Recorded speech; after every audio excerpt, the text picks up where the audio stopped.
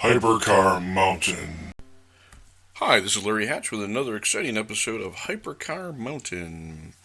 In today's episode, we're going to focus on the BMW i8, which was BMW's first serious attempt to beat Tesla.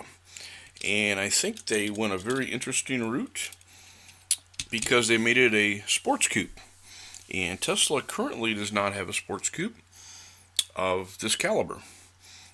They're going to come out with a Roadster again, a new Roadster. But I think BMW was pretty smart to hit that upscale, and I mean $130,000 plus range for a electric sports car. I got to admit, I didn't even know this thing came out. And I was at my favorite biscuit place in the morning in rural North Carolina. Didn't think much of it. And I pulled up behind this beautiful white car that had kind of blue and red trim on it. And I was like, what the heck is that? That's some kind of an exotic something. And I saw the BMW thing. And I said, I don't know what that is, but that's beautiful. And the guy went to get his biscuits and raised the door. I was like, holy heck, I don't know what this is. This is something weird. So, and then when he pulled out, I saw the thing from the side, and I said, that's one of the most beautiful BMWs I have ever seen. As good as a 6 Series coupe. Easily. And I was like, it was just blown away. So after I got my crazy little biscuits, I looked this thing up on my phone. I couldn't even wait to get to work. I had to look it up.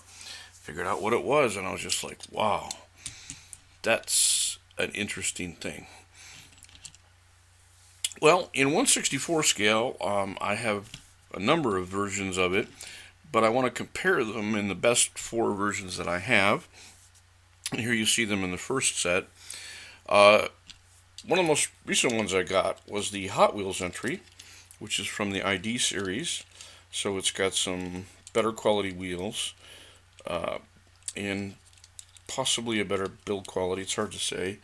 And it certainly has this kind of plastic acrylic layer on the chassis, so you can't mistake them. And it's a very interesting car. It's the shortest of the ones we have here. And I thought the choice of metallic orange was kind of weird. And it's also got a target top, which I also thought was even stranger. But when I did some research, I found out, yes, BMW does and did offer it in that same metallic orange with a target top. So, well done. The second one I want to look at, and then by the way, there's 2 Matchbox entries into this field. The first is the Matchbox 1916 version, and it's got a clear roof. And I know the real car does have a large option for a roof, but I don't think it goes from wipers to tail. I'm pretty sure it doesn't. But anyway, the Matchbox 16 is a beautiful one. I think it only comes in black with the tan interior. I've not seen any variants on it. And like the real car, it's got like a kind of a blue stripe on the door sills.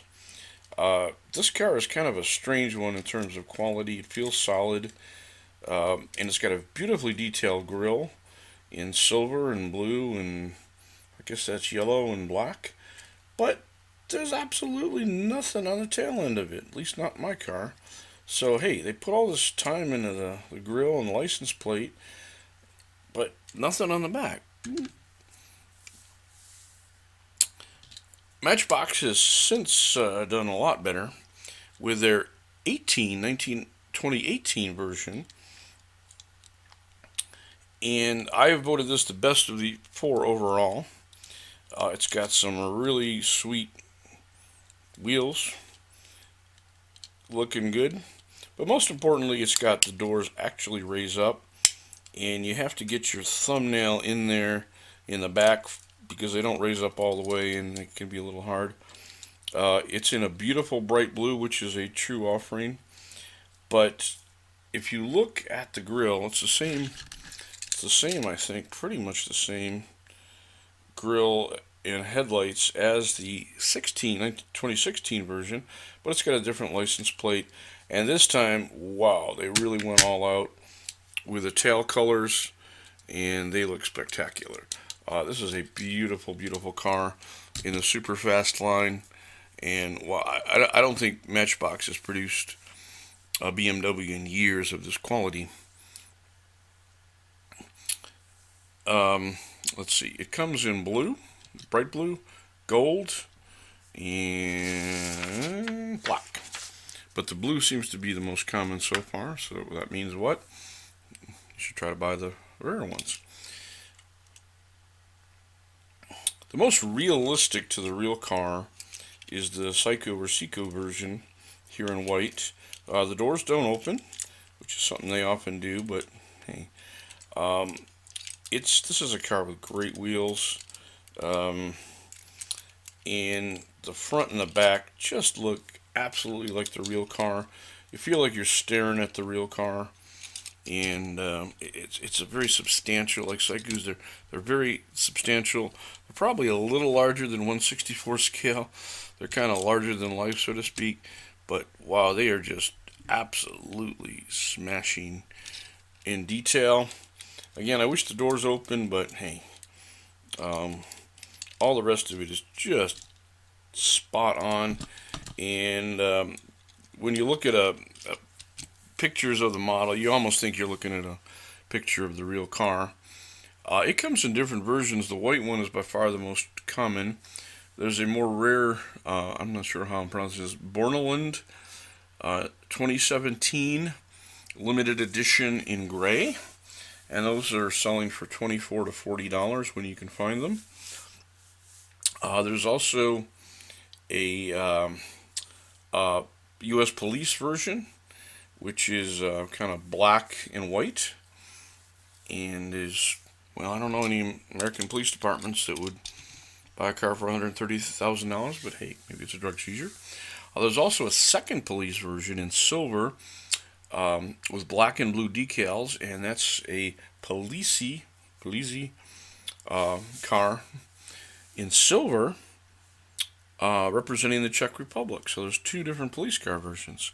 So any of you police car collectors, you might want to jump on those, because I have a feeling they're not going to be around too long. But anyway, I just want to sum up. The best overall is the Matchbox 18, and the most realistic is the Siku or Siku. Thank you. Now today is a bonus feature. I've got another BMW to look at. I just literally got this in the mail today. It's a Siku, and I'm sorry, I keep pronouncing it Siku or Siku, or the Somali word, I think it is Siku, but the Germans pronounce it Siku, and I know that because I watched a video tour of their facility, and that's what the designers and model makers were saying, Siku. So I'll go with that. This is a beautiful BMW 645i Cabrio or convertible, and it's been around a while. I bought a maroon version of it, with, I think it's got white and red seats that are years ago, and unfortunately I can't show it to you because it's in storage. When you got 4,500 diecast cars and live in a 3-bedroom apartment, you got to have some stuff in storage, unfortunately. So anyway, there's a maroon version, there's a white version, a silver version, a black version. There's a dark forest green version, which I think is pretty rare. The bright blue, the dark blue, and the yellow seem to be fairly common. But what's different about this this bright blue one that I just got is that it actually comes with a plastic top. Interestingly enough, you can remove it, but if you look at the top, it looks like it's got 3 ribs in it. It's got like 4 sections. So they actually textured the top to look like, a real foldable top, with, ribs underneath. and it's actually very, very, very well done. Like most Siku, almost that Psycho again, cars, it's got lots of details on the front and back. It's very solid. Yeah, the wheels do clink a lot, but they're very nicely done. And again, it's a little bigger than some things. Again, I think it's maybe 162, 163 scale. But then again, other manufacturers play with stuff, so it is what it is, and I love this car. It's just absolutely smashing, and we're going to do more BMWs in the future.